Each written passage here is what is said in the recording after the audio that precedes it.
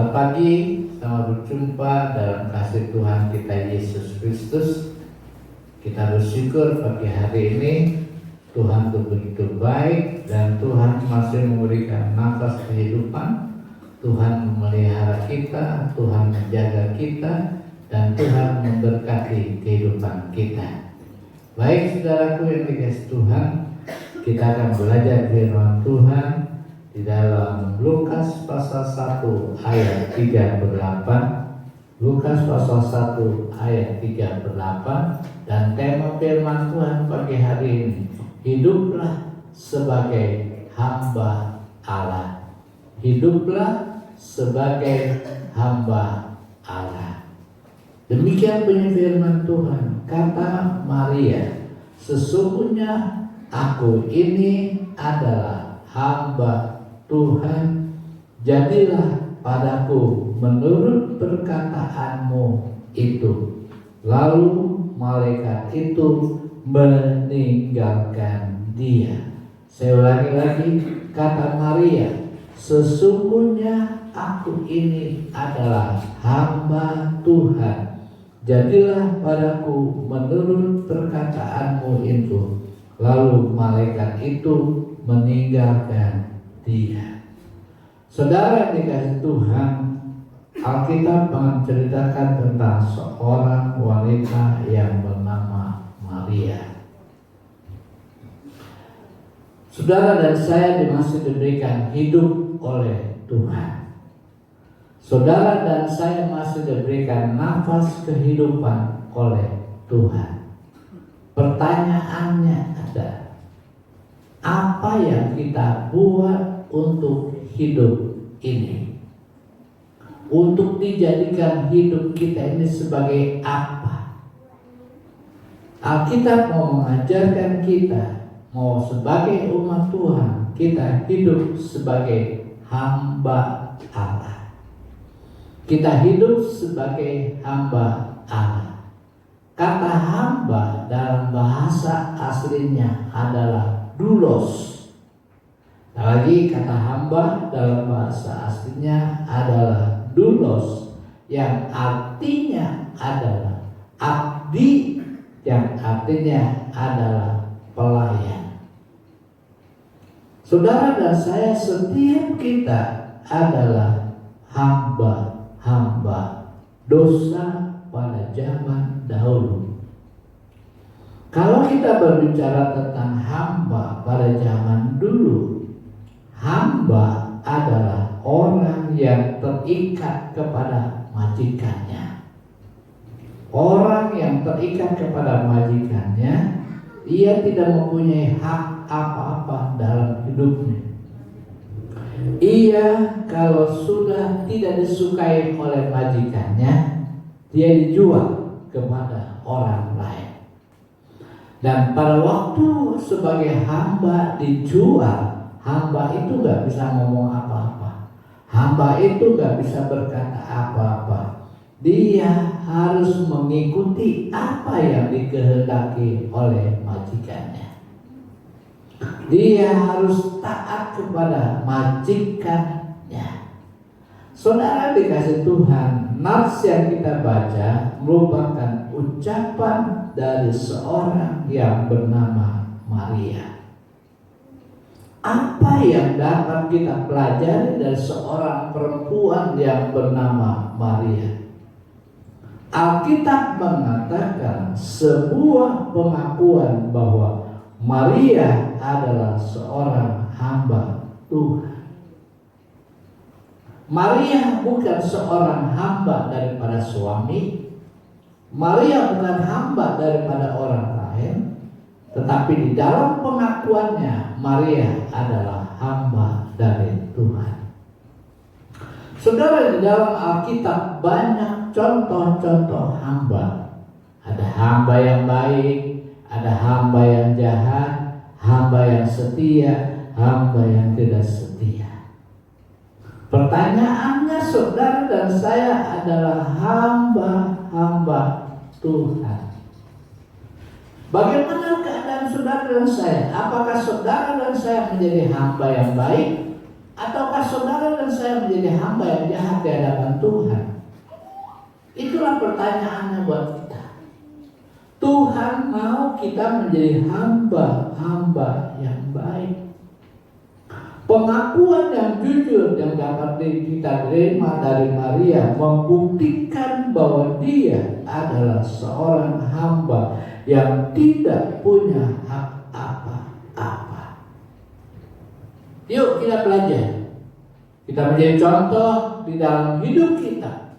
Hari-hari ini, situasi ini, saudara dan saya mau tetap menjadi hamba-hamba Allah. Kita mau mempunyai sifat karakter yang sama dengan Allah sebagai hamba-hamba Kristus. Kita adalah hamba-hamba Allah. Sebagaimana Maria menyatakan, jadilah menurutku sebagai seorang hamba Allah. Apa yang dapat kita pelajari daripada Maria? Yang pertama, bahwa Maria adalah seorang yang memiliki ketaatan. Maria mempunyai sifat seorang hamba yang memiliki ketaatan.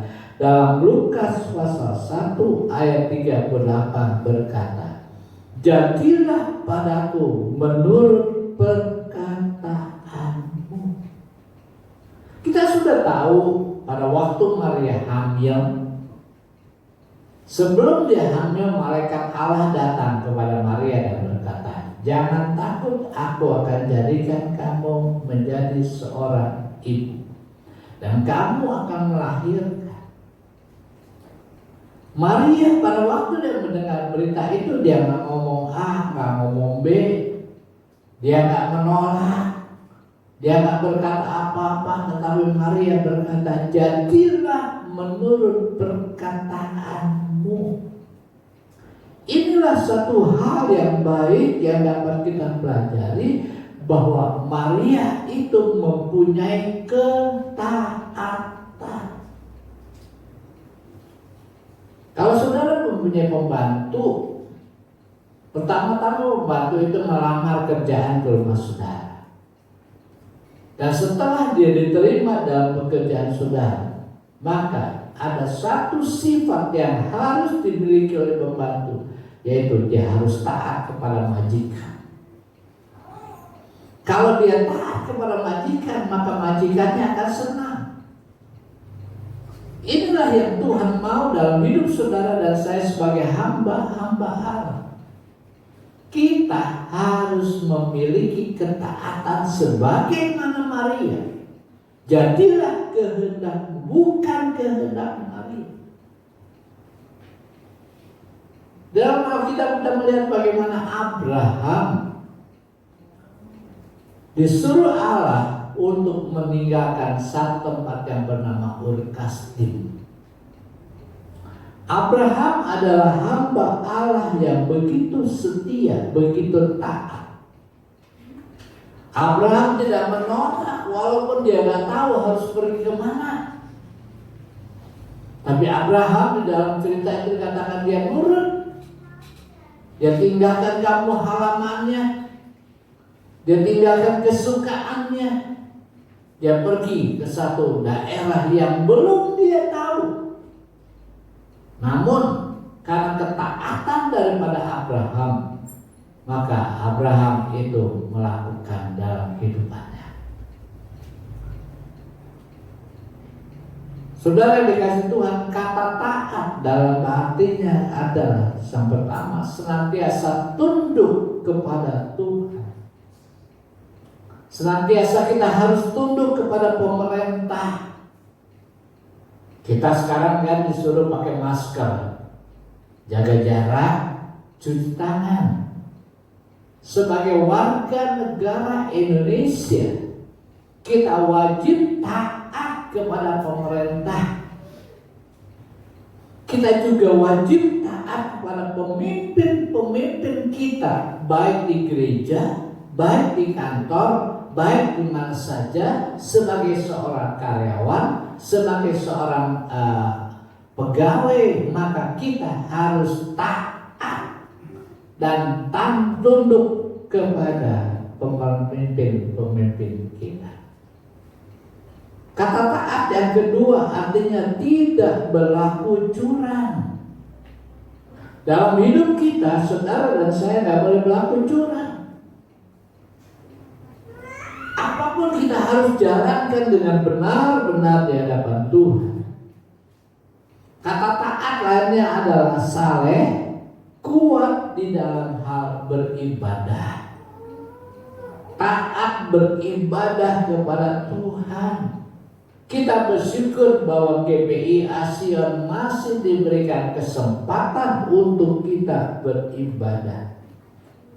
Jadi kalau kita sebagai seorang hamba Tuhan, hamba yang telah dibebaskan dari dosa, hamba yang telah diampuni dosa, maka sewajibnya, sewajarnya saudara punya karakter adalah sifat taat kepada Allah.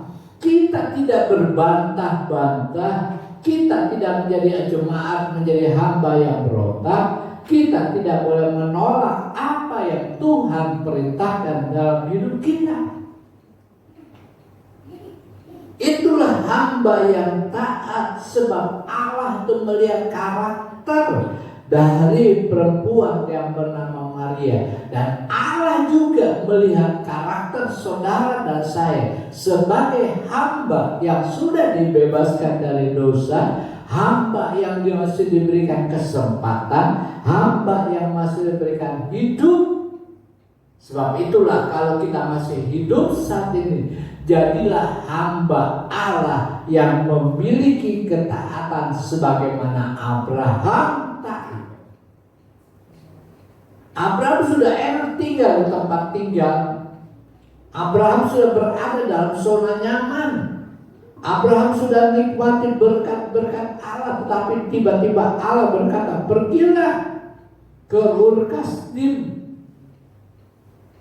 Sebab itulah Abraham yang taat, Abraham yang baik, itulah Abraham yang memiliki karakter sebagai seorang hamba Allah. Firman Tuhan mengatakan dalam Amsal 13 ayat 13, siapa meremehkan firman, ia akan menanggung akibatnya. Tetapi siapa taat kepada perintah akan menerima balasannya.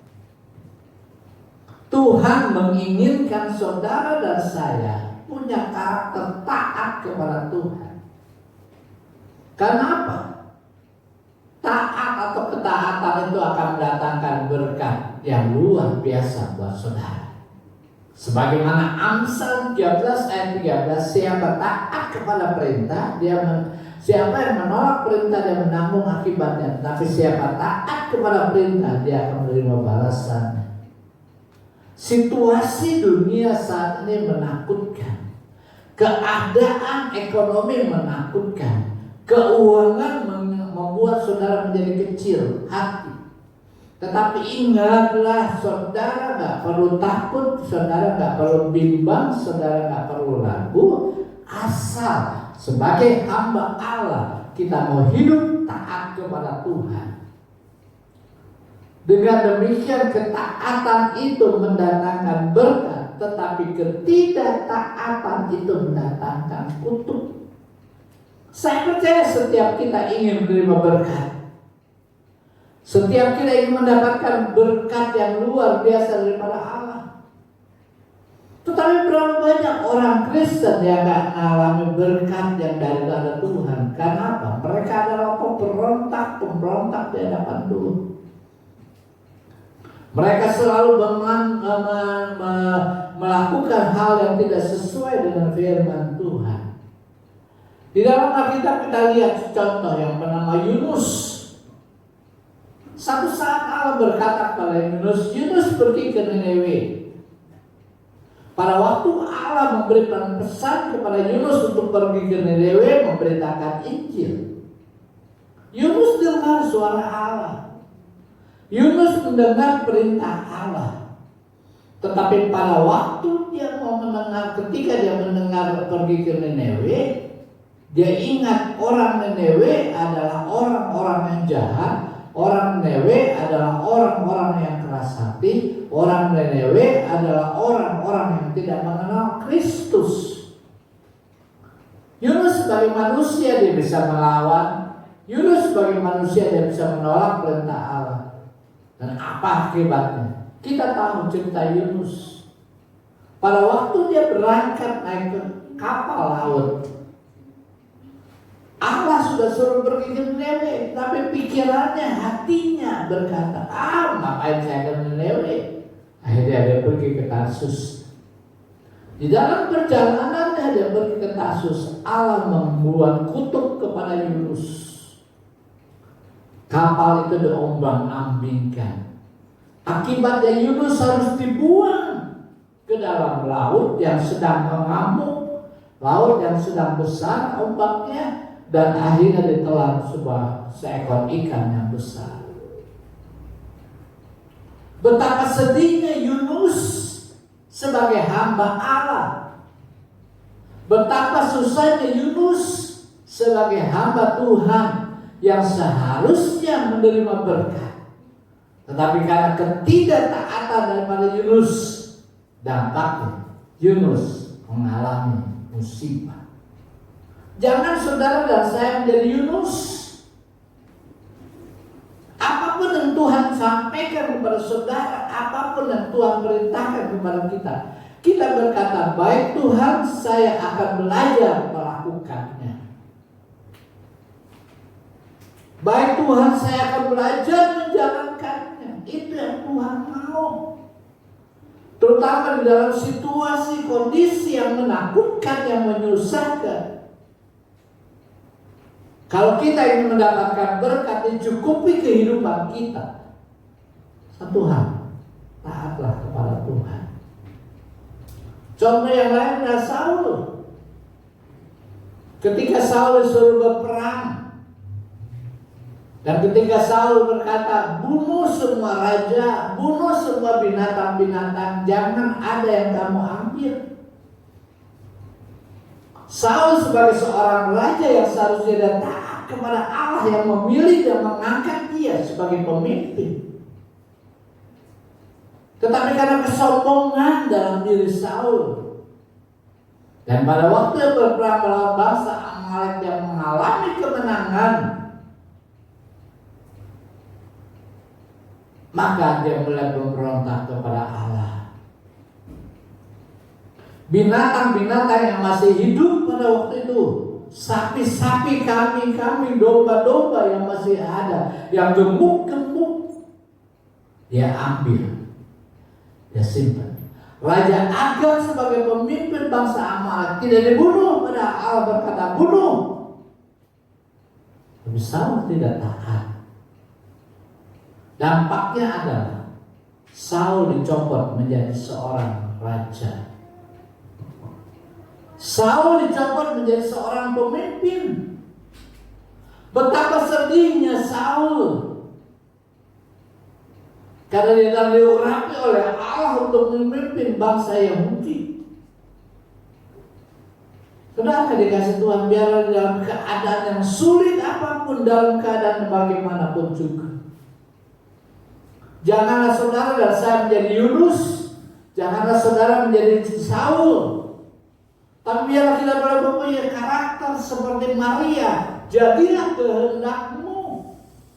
Sehingga di dalam ekonomi kita, dalam usaha kita, dalam pekerjaan kita, dalam rumah tangga kita, dalam apapun yang kita butuhkan, Tuhan akan memberkati saudara dan saya. Jadilah hamba yang setia. Hiduplah sebagai hamba Allah yang taat kepada Allah. Hiduplah saudara dan saya sebagai hamba Allah yang memiliki ketaatan kepada Tuhan. Karena ketaatan mendatangkan berkat, ketidaktaatan mendatangkan kutuk. Contohnya lagi adalah Petrus. Dia kecewa sama Tuhan. Tetapi ketika dia kecewa sama Tuhan, Petrus tinggalkan Tuhan, dia lari. Dia nangkep ikan lagi. Dia kembali kepada kehidupan yang lama. Namun setelah Yesus datang menghampiri dia, dan Yesus berkata, tebarkan jalamu. Dan di dalam situasi yang sulit, Petrus memiliki ketaatan. Sekalipun dia sudah kecewa. Di dalam kekecewaan saudara dan saya, kiranya kita jangan tinggalkan Tuhan. Jangan kita berontak sama Tuhan. Suatu saat Pak Rahmat telepon saya. Kok si A? Dia telepon saya, kata Pak Rahmat. Kalau orang itu nggak tolong saya akan melakukan bunuh diri. Situasi yang sulit, kalau kita tidak taat, kita akan melakukan hal-hal yang jelek, hal-hal yang tidak layak di hadapan Tuhan. Saya berkata, kalau orang bunuh diri, saya nggak tahu saya melayani bagaimana, saya memkhotbah tentang apa. Sebagai hamba Tuhan, sebagai hamba Allah, di dalam kekecewaan kita, di dalam kesepian kita, di dalam situasi yang sulit sekalipun, dan belajar taat kepada Tuhan. Apabila kita memiliki ketaatan kepada Tuhan, maka kita akan mendapatkan berkat dari Tuhan. Petrus sekalipun dia kecewa sama Tuhan karena dia mati, tapi ketika dia dengar suara Tuhan, dia taat. Dia melemparkan jala, 253 ekor ikan besar ditangkap. Apa yang saudara dan saya butuhkan saat ini? Apa yang saudara dan saya perlukan dalam ekonomi kita saat ini? Setiap kita masih punya butuh uang. Setiap kita butuh pekerjaan. Setiap kita butuh berkat. Di hadapan Tuhan, Tuhan pasti memberkati saudara. Namun taatlah kepada Tuhan. Jadilah kehendakmu di dalam kehidupanku. Jangan sombong. Kita merendahkan hati kita dan taat.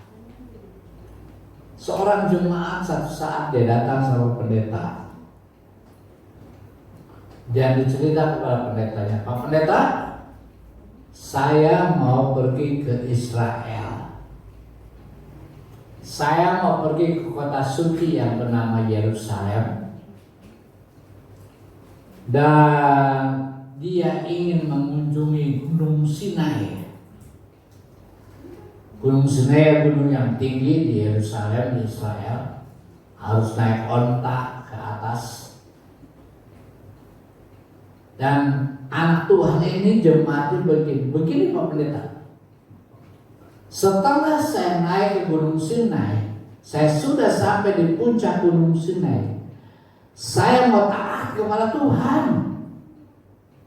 Karena selama ini saya nggak taat, saya mau taat kepada Tuhan. Saya mau baca 10 hukum Taurat dengan suara yang keras-keras. Dia cerita sama pendeta. Setelah sampai ke puncak Gunung Sinai, saya akan membuka firman Tuhan dan saya taat membaca firman Tuhan. Saya belajar untuk melakukannya. Apa yang dikatakan oleh pendeta? Wah, bagus sekali kalau begitu. Kenapa Pak Pendeta? Wah, benarkah itu yang Pak Pendeta katakan? Buat apa kamu ke Gunung Sinai dan beribu-ribu kilometer dari Indonesia, lalu saudara membaca Alkitab di Gunung Sinai dan saudara membaca 10 hukum Taurat di Gunung Sinai? Itu bukan ketaatan kepada Allah. Si anak Tuhan ini mengatakan, masa suka pendeta?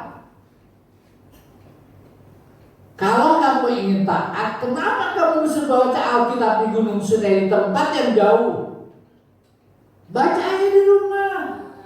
Pelajari firman Tuhan di rumah. Lakukan dalam kehidupanmu setiap hari. Si anak Tuhan mulai memikir, apa yang dikatakan oleh pendeta itu? Dia gak perlu membaca 10 perintah Allah di Gunung Sinai, di tempat asalnya. Tapi dia boleh taat di dalam kehidupannya setiap hari di rumahnya, di mana saja dia berada. Dia harus membaca Alkitab.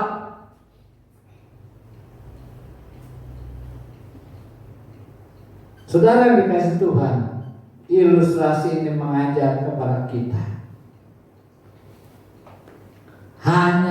Janganlah kita hanya membaca firman Tuhan untuk menjadi orang yang dipuji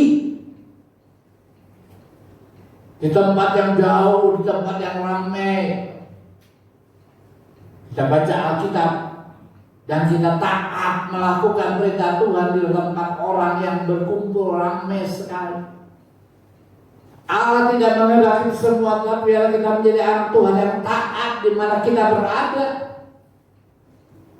Kita menjadi taat kepada Tuhan di mana kita dapat melakukannya. Di rumah sebelum kita melakukan apa-apa, kita duduk diam mendengarkan Alkitab, membaca Alkitab. Katakan amin kepada apa yang dikatakan oleh Alkitab. Siapa saja yang memerintahkan firman Tuhan, siapa saja yang menyampaikan firman Tuhan, biar kita taat kepada Tuhan. Dan dengan demikian, saudara dan saya akan mendapatkan berkat. Sudahkah kita memiliki ketaatan sebagai hamba Tuhan? Sudahkah kita memiliki ketaatan sebagai hamba-hambanya Allah? Sudahkah hidup kita taat kepada Allah? Oleh sebab itu dalam situasi yang sulit kita ingin hidup taat kepada Tuhan, supaya apa yang kita butuhkan disediakan oleh Tuhan. Yang kedua, sebagai hamba Allah, maka kita harus bekerja untuk Tuhan. Sebagai hamba Allah, kita harus melakukan pekerjaan yang Tuhan berikan. Kita baca 2 Korintus pasal 5 ayat 15. 2 Korintus 5 ayat 15, demikian bunyi firman Tuhan. Dan Kristus telah mati untuk semua orang, supaya mereka yang hidup tidak lagi hidup untuk dirinya sendiri, tetapi untuk Dia yang telah dibangkitkan untuk mereka. Saudara dan saya adalah pengikut-pengikut Kristen atau orang-orang Kristen yang menjadi hamba-hamba dosa. Dulunya kita adalah orang-orang yang terikat dengan perbuatan-perbuatan tercela dalam hidup kita. Tetapi karena Allah yang sudah mati di kayu salib dan telah bangkit,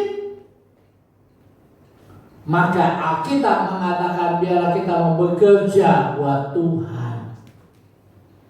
Bukan berarti saudara semua menjadi pendeta, bukan berarti saudara menjadi penginjil. Sekarang banyak anak-anak Tuhan yang merasa dirinya sebagai pendeta.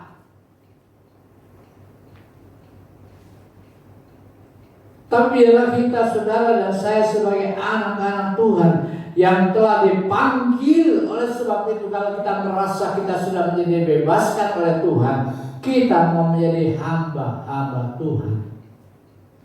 1 Petrus pasal 4 ayat 3 mengatakan, sebab telah cukup banyak waktu kamu pergunakan untuk melakukan kehendak orang-orang yang tidak mengenal Allah. Kamu telah hidup dalam rupa-rupa hawa nafsu, keinginan, kemabukan, pesta pora, perjamuan minuman, dan penyembahan berhala yang terlarang. Itu kita dulunya. Ayat ini menceritakan kita sebagai hamba manusia.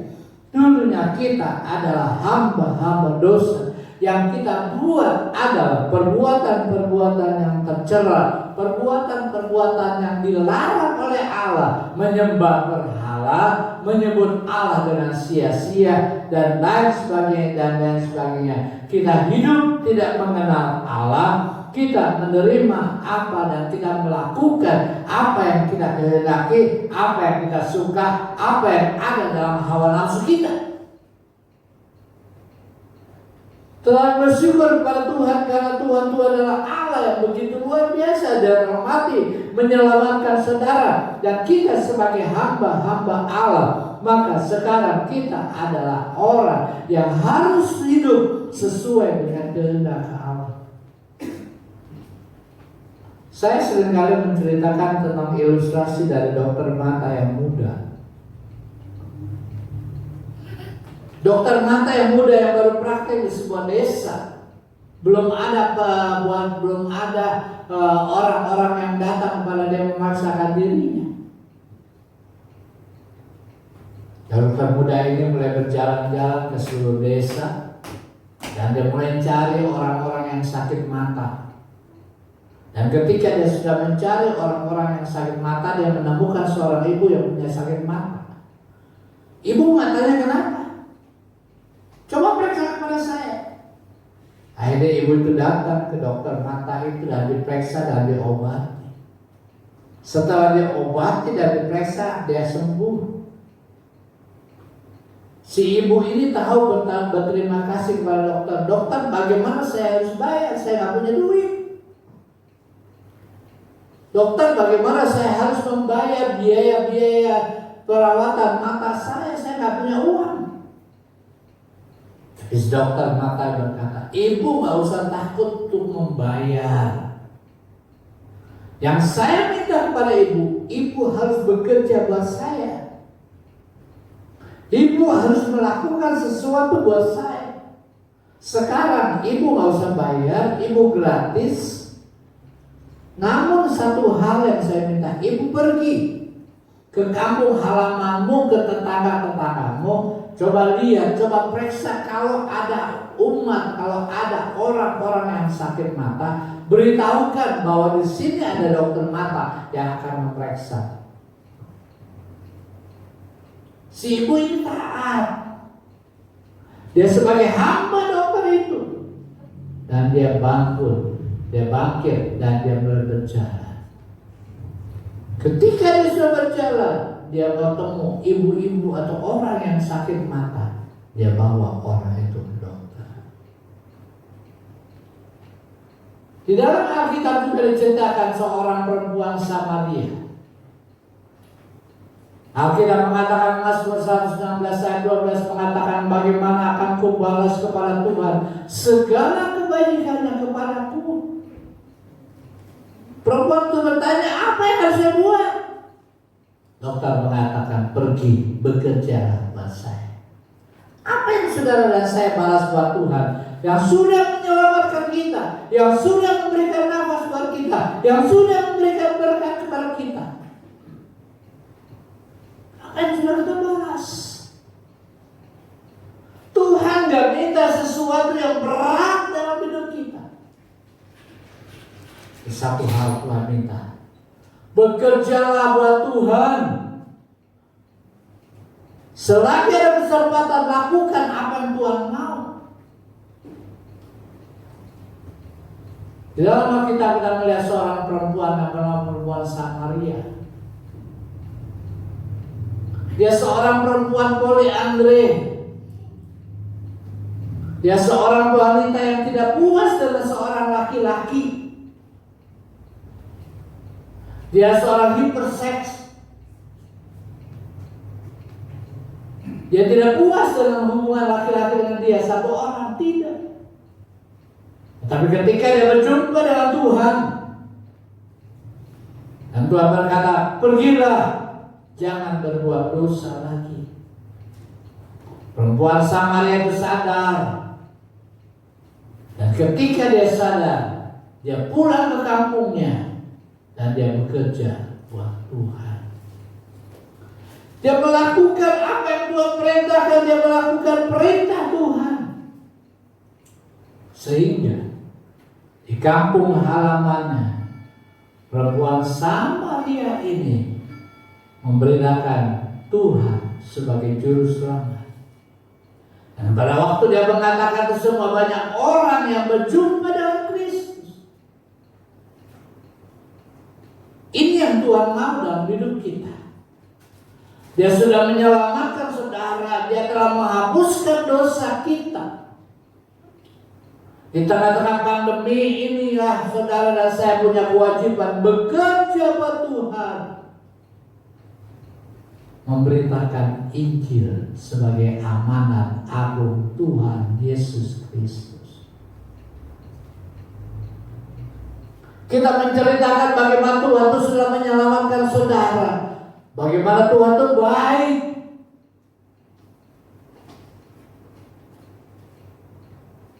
Pergilah, beritakanlah Injil kepada siapa saja selagi ada kesempatan.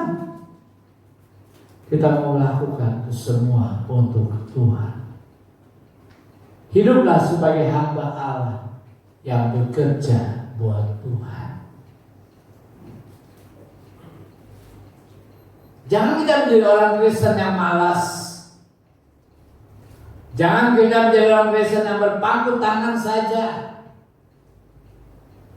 Sebagai pembantu rumah tangga dalam kehidupan saudara, di rumah saudara, saudara tidak akan membiarkan pembantu saudara hanya nonton TV, nongkrong depan TV, tidur, makan dan lain sebagainya. Tetapi saudara inginkan pembantu rumah tangga saudara untuk bekerja buat saudara, membereskan rumah, membersihkan rumah, cuci piring, masak dan lain sebagainya.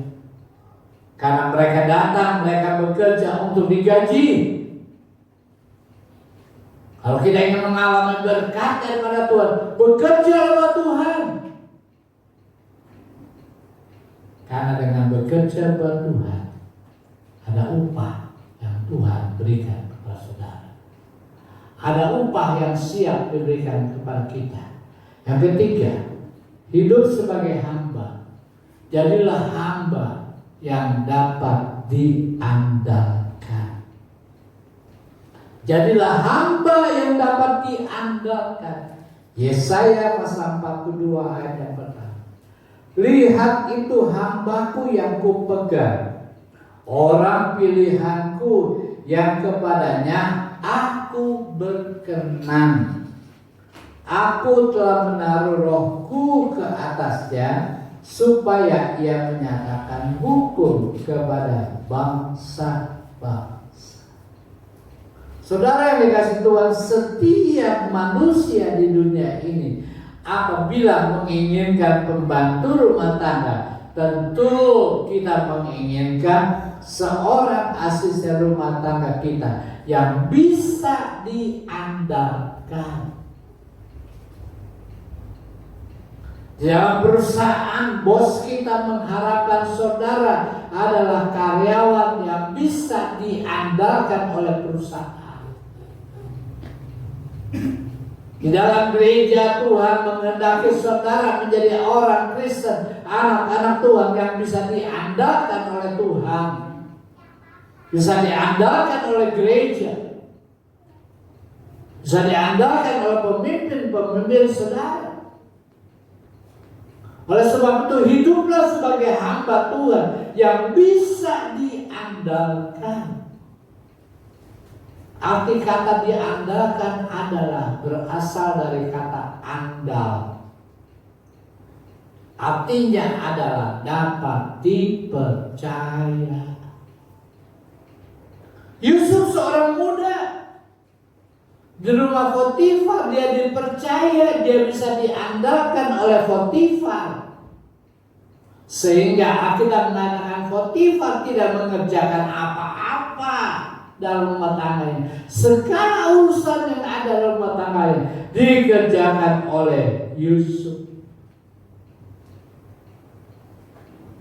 Demikian saudara dan saya, kita harus menjadi hamba-hamba Allah yang hidupnya dapat dipercaya oleh Tuhan, sebagai pelayan-pelayan Tuhan, saudara dan saya harus menjadi hamba yang dipercaya oleh Tuhan. Saya bersyukur kepada Tuhan. Tuhan masih memberikan kepercayaan kepada saya sebagai seorang hamba yang dapat dipercaya sebagai bendahara umum.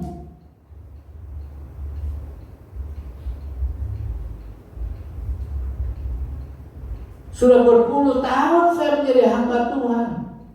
Saya menjadi bendahara umum, baik di Jakarta, di GPIA Pusat, maupun di organisasi yang ada di Bogor. Tuhan mau menghendaki saudara dan saya menjadi anak-anak Tuhan yang dipercaya oleh Tuhan. Bagaimana kita memiliki ciri orang yang dipercaya oleh Tuhan?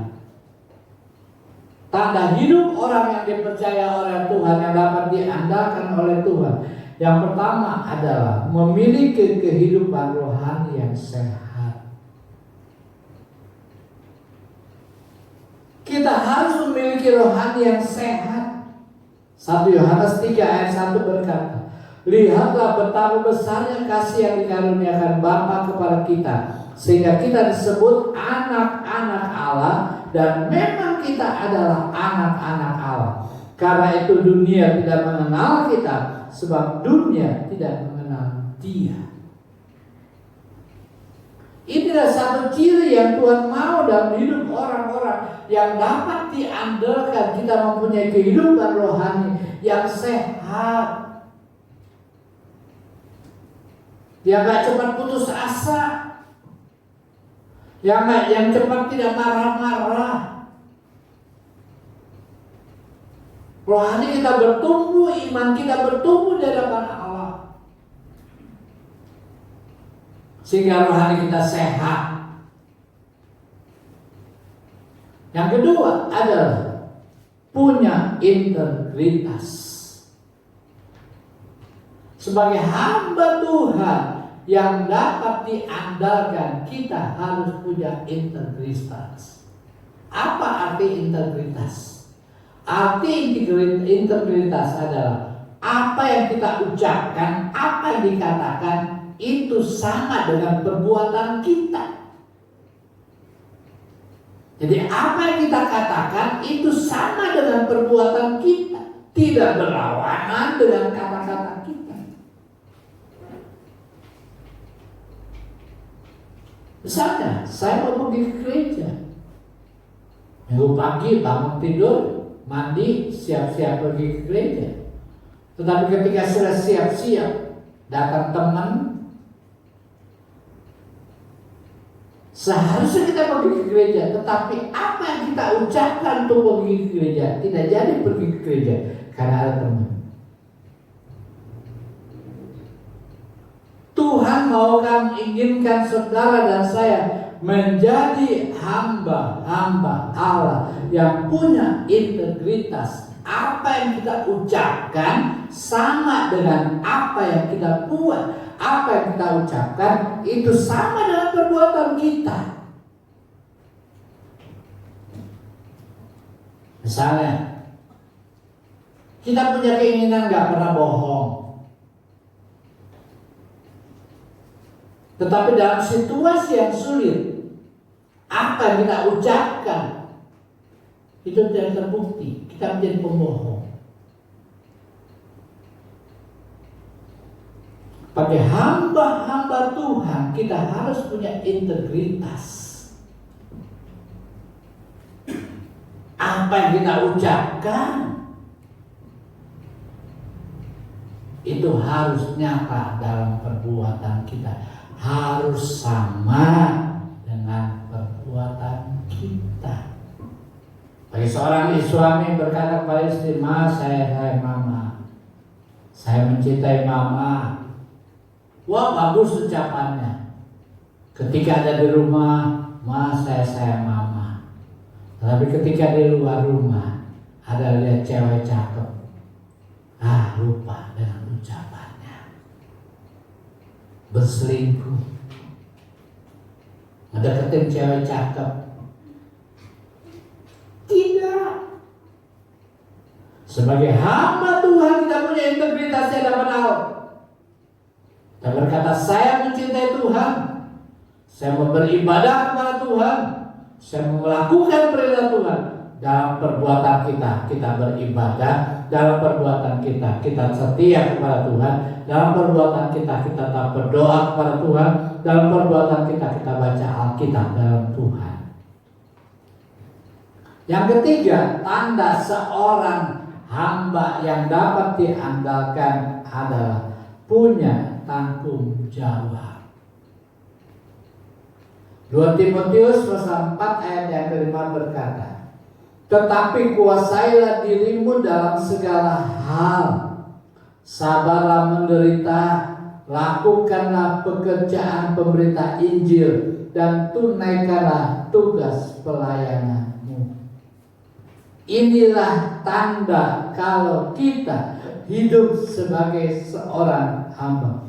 Kita bertanggung jawab apa yang Tuhan percayakan kepada saudara, apa yang Tuhan berikan untuk kita lakukan kepada saudara, itu kita jalankan. Kalau Tuhan memberikan kepercayaan untuk menjadi pelayan Tuhan, kalau Tuhan memberikan kepercayaan kepada saudara untuk menjadi anggota jemaat, kalau Tuhan memberikan kepercayaan kepada Tuhan untuk menjadi pelayan musik, pemain musik, guru-guru sekolah minggu, kita harus bertanggung jawab di hadapan Tuhan. Sebagai pemimpin, saya harus bertanggung jawab kepada Tuhan terhadap jemaat Tuhan. Saya harus bertanggung jawab terhadap apa yang Tuhan berikan kepada saya untuk kita lakukan. Galatia pasal yang ke-6 ayat yang ke-10 berkata, karena itu selama masih ada kesempatan bagi kita, marilah kita berbuat baik kepada semua orang, tetapi terutama kepada kawan-kawan kita seiman. Seorang yang berintegritas, apa yang ucapan berbuat baik kepada semua orang, tetapi pada kenyataannya dia berbuat baik kepada orang yang berbuat baik kepada dia, tidak ke semua orang. Tapi Galatia berkata, marilah selagi ada kesempatan, sebagai hidup sebagai hamba Allah, kita harus berbuat baik. Karena dengan demikian, apa yang kita butuhkan, penyakit alam hidup kita akan sembuhkan oleh Tuhan. Karena itu janji Tuhan. Saya membaca kesaksian dari seorang suster yang saya pernah sampaikan kepada saudara. Suster itu bernama Marieta. Suster itu bernama Marieta. Dia seorang Katolik. Satu saat 3 tahun yang lalu, ketika dia berumur 37 tahun, suster ini divonis oleh dokter di rumah sakit Panti Rapih Yogyakarta. Jadi katakan oleh dokter bahwa kamu menderita penyakit kanker payudara. Dan penyakit kanker payudara saudara dalam stadium 1. Tentu suster ini kaget. Dan selama 1 tahun dia berusaha minum obat-obatan. Dia berusaha minum teh hijau untuk menghilangkan kanker payudaranya. Dan kalau dia menderita begitu susah, setelah 1 tahun, 2 tahun lebih dia periksa lagi ke dokter. Ternyata kankernya naik. Stadiumnya bukan stadium 1, tapi stadium sudah menjadi stadium 2B. Tentu dia makin sedih, makin susah. Dia berpikir sebentar lagi, mohon maaf, payudaranya akan dipotong.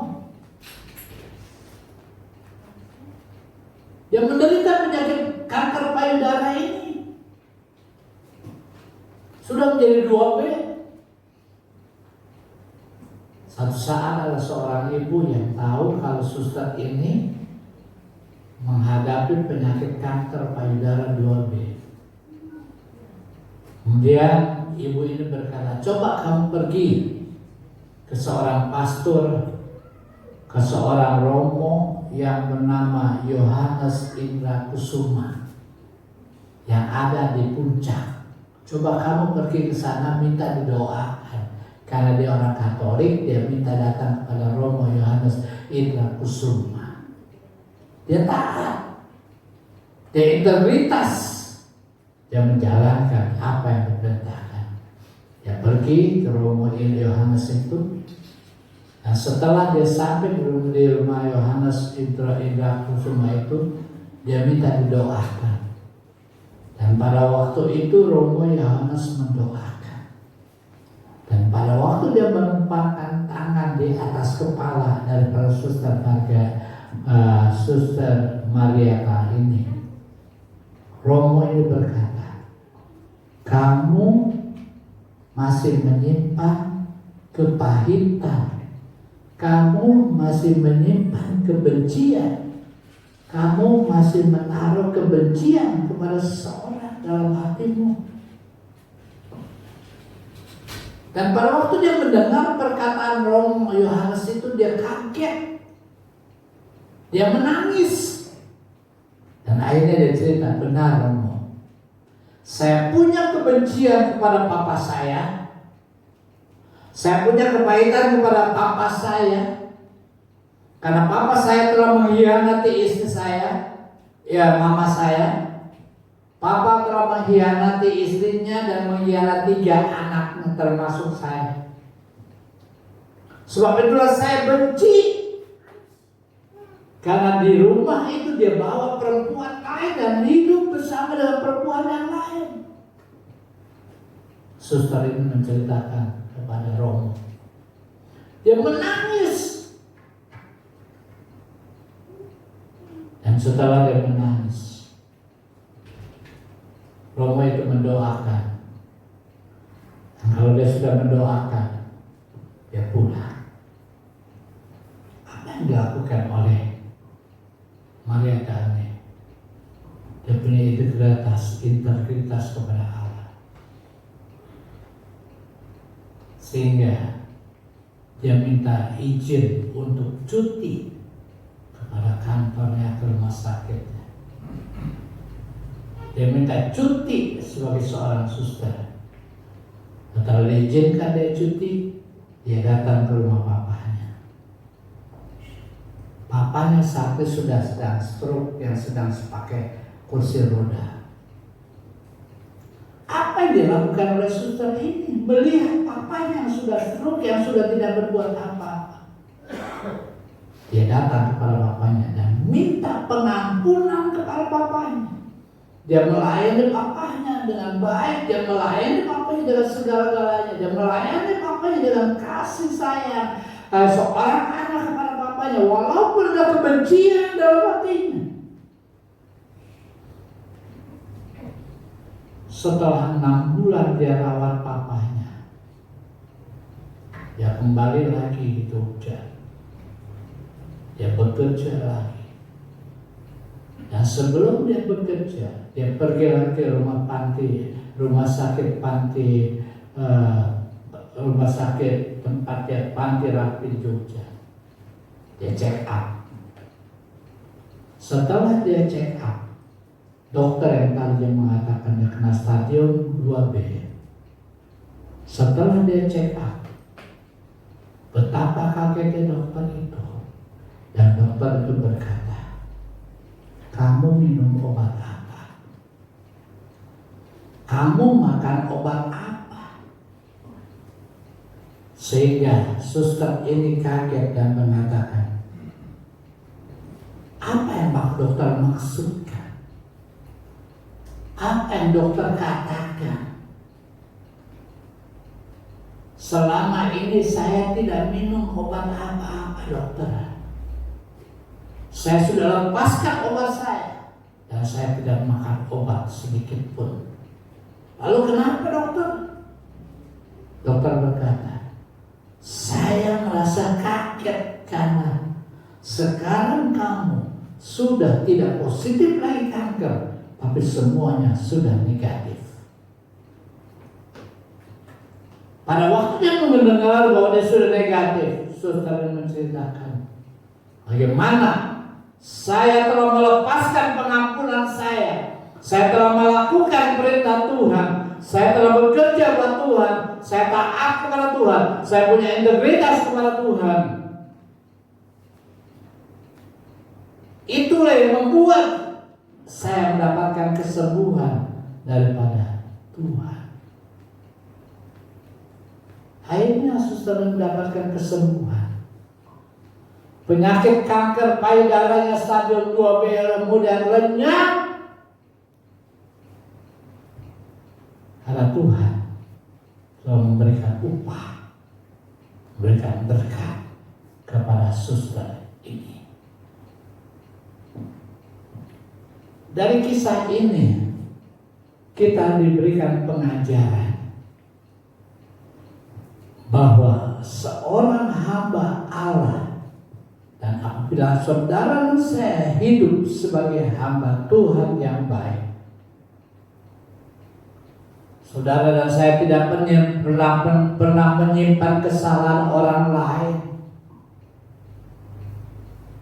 Saudara tidak menyimpan kebencian kepada seseorang.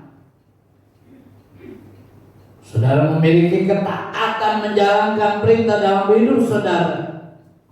Dan apa yang kita ucapkan itu sama dengan perbuatan kita. Sebagaimana suster itu tadi,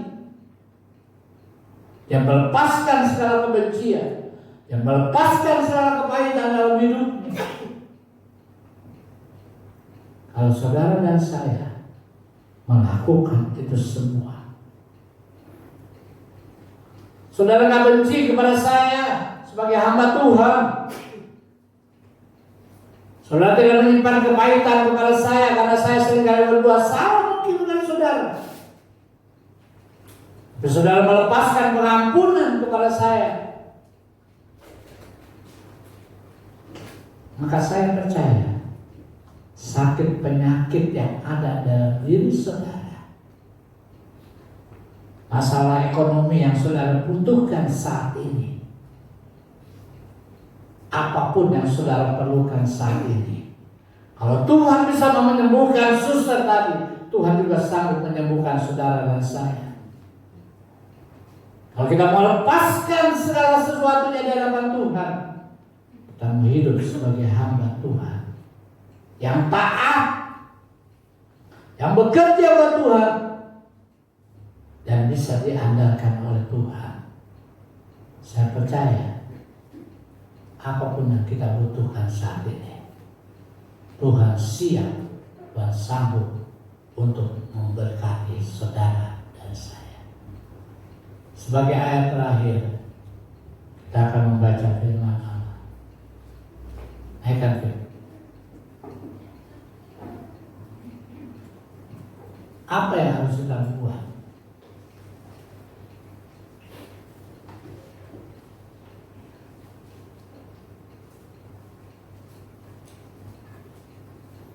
Yang pertama, kita harus memiliki ketaatan.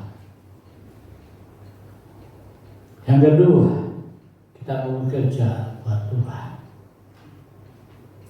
Yang ketiga, kita menjadi hamba yang dapat diandalkan oleh Tuhan.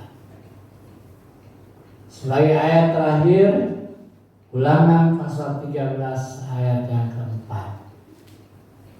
Ulangan 13 ayat yang keempat berkata, Tuhan Allahmu haruslah kamu ikuti. Kamu harus takut akan Dia. Kamu harus berpegang pada perintahnya. Suaranya harus kamu dengarkan kepadanya. Harus kamu berbakti dan berpaut kepada Tuhan. Hiduplah sebagai hamba Tuhan yang taat. Hiduplah sebagai hamba Tuhan yang bekerja untuk Tuhan.